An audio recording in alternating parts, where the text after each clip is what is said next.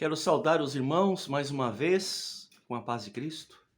Estamos aí na nosso terceiro momento em relação ao estatuto. Espero que vocês tenham compreendido, né, o conteúdo. Ainda estou aguardando, tá bom?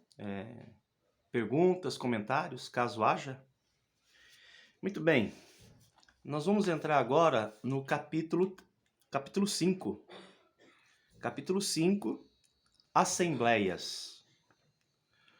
Modo da Constituição e funcionamento dos órgãos deliberativos e administrativos. Artigo número 20, cita o seguinte: a administração dos negócios da Igreja será exercida pela Assembleia, que é o poder soberano e administrador, tendo para executá-la a diretoria do patrimônio da Igreja, que se comporá de um presidente, um vice-presidente, um secretário, um vice-secretário, um primeiro e segundo tesoureiro, que exercerão suas funções de acordo com os deveres atribuídos a cada um, e darão cumprimento às deliberações da Assembleia e lhe prestarão relatório dos atos quando a Assembleia o exigir. Muito bem, o artigo capítulo 20 ele é muito interessante, eu quero pontuar duas coisas. Primeiro, a diretoria ela se refere à liderança administrativa, ok? Porque existem dois tipos de lideranças numa igreja. Existe a liderança administrativa, que envolve o patrimônio, ok? Existe a liderança espiritual da igreja, que envolve as coisas concernentes ao andamento espiritual da igreja, né? No que tange a administração da igreja, nós temos aí 6 cargos, né? São cargos administrativos, ok? Então é o presidente e o vice, o secretário e o vice, o tesoureiro e o vice. São 6 cargos que compõem, no mínimo, uma diretoria executiva, ok? E também tem a liderança espiritual da igreja, que é composta por pastores, né, no plural mesmo, caso haja, e diáconos, tá bom? Artigo 21. A admissão do pastor, bem como a sua demissão, se dará em assembleia especialmente convocada para esse fim, com antecedência mínima de 30 dias, com quórum qualificado de pelo menos 2/3 dos membros ativos, aprovada com pelo menos 90% dos votos apurados, né? A admissão de um pastor local talvez seja uma das exigências mais detalhada em relação às matérias que uma igreja pode votar, né? Então nós percebemos aqui, com relação à admissão e demissão de um pastor, existe todo um protocolo que deve ser observado e respeitado, né? A primeira questão é o comunicado, né, para essa assembleia. No mínimo 30 dias, okay, para que haja essa assembleia. A segunda informação é com relação à quantidade mínima de membros presentes, né? Tem que ter, no mínimo, 2/3. E a votação favorável para passar a matéria tem que se dar 90%, okay, dos votos. Artigo 22. A igreja se responsabilizará pelo sustento financeiro do pastor e de sua família e atenderá à manutenção da casa pastoral, bem como as despesas ordinárias ou extraordinárias referentes ao seu ministério.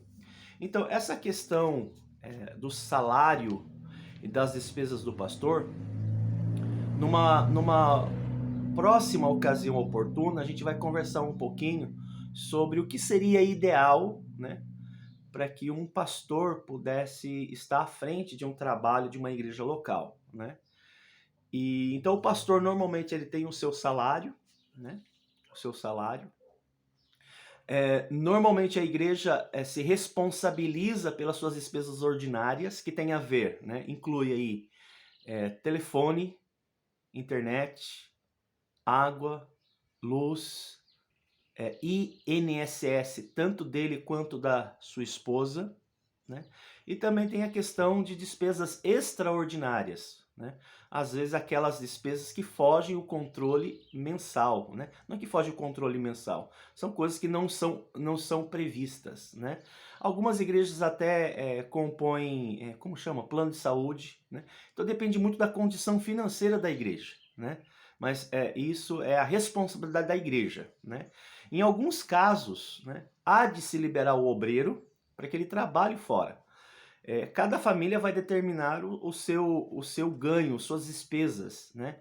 E às vezes o pastor ele precisa sim trabalhar fora. Então a igreja precisa ter essa sensatez, né? E essa sensibilidade de perceber se aquilo que ele granjeia da igreja é suficiente para ele poder sustentar sua casa e ter uma projeção. É importante que o pastor tenha uma projeção, porque pastor também tem projetos pessoais.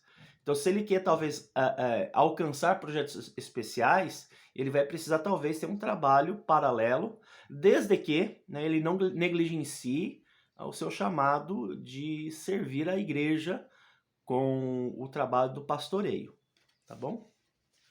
Parágrafo único. Quanto à manutenção da casa pastoral, constituir-se-á uma comissão formada de pelo menos 5 membros em comunhão da igreja para verificar a viabilidade e realizar as mudanças necessárias na casa. Muito bem, artigo 23. O pastor presidente será eleito com o ministério pelo prazo de 2 anos, dando notificação oficial à igreja por escrito e com antecedência mínima de 30 dias sobre seu interesse em desligar-se do pastorado. Hoje em dia,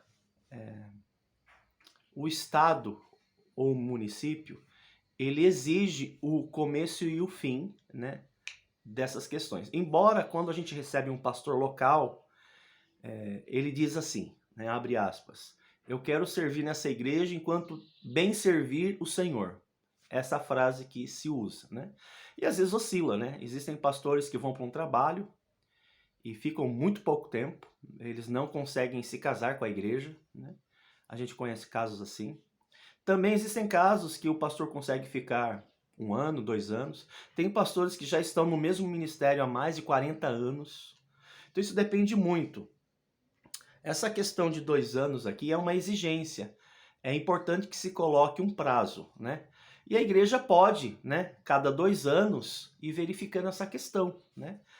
Não é nada que obrigue o pastor a sair, né? Mas eu acho que é seguro, né?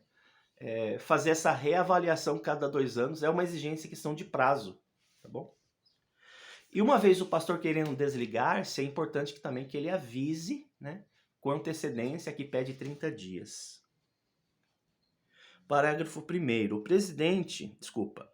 O presidente, na qualidade de pastor da igreja, exercerá a liderança espiritual da mesma, bem como a realização dos atos pastorais e também os atos de culto interno e externo onde a igreja estiver representada. Ele indicará diáconos, o pastor, membros da diretoria ou líderes oficiais da igreja para ajudá-lo para melhor desempenho de suas funções como líder da igreja, como organismo espiritual. Então, no que diz respeito às matérias espirituais da igreja, os batistas reconhecem 2 oficiais apenas, né? Pastores e diáconos, né? Os diáconos, eles foram instituídos para ajudar a liderança em algumas outras questões e necessidades da igreja. Mas é importante aqui ressaltar que é o pastor da igreja que indica, ok? E veta. Ele pode indicar ou vetar. Tanto membros que vão compor a diretoria, como membros que vão compor o diaconato ou alguma outra área espiritual da igreja. Então essa é uma prerrogativa do pastor local. Parágrafo 2º. Somente membros de pelo menos 1 ano de membresia na igreja poderão compor a diretoria do patrimônio e quaisquer cargos de liderança oficial eleitos pela igreja.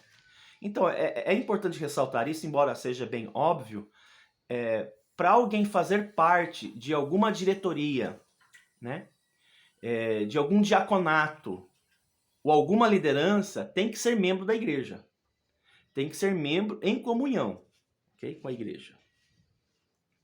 Artigo 24. A nomeação dos diáconos também procederá por eleição em assembleia, tantos quantos forem necessários à administração, apoio e assistência à igreja, proporcionalmente ao número de membros, conforme ficar determinado em assembleia ou regimento interno. Essa questão de escolher os diáconos, né, as qualificações deles estão lá em 1 Timóteo, bem próxima às qualificações pastorais, né? Então, para alguém ser indicado ao diaconato, existem qualificações espirituais, né?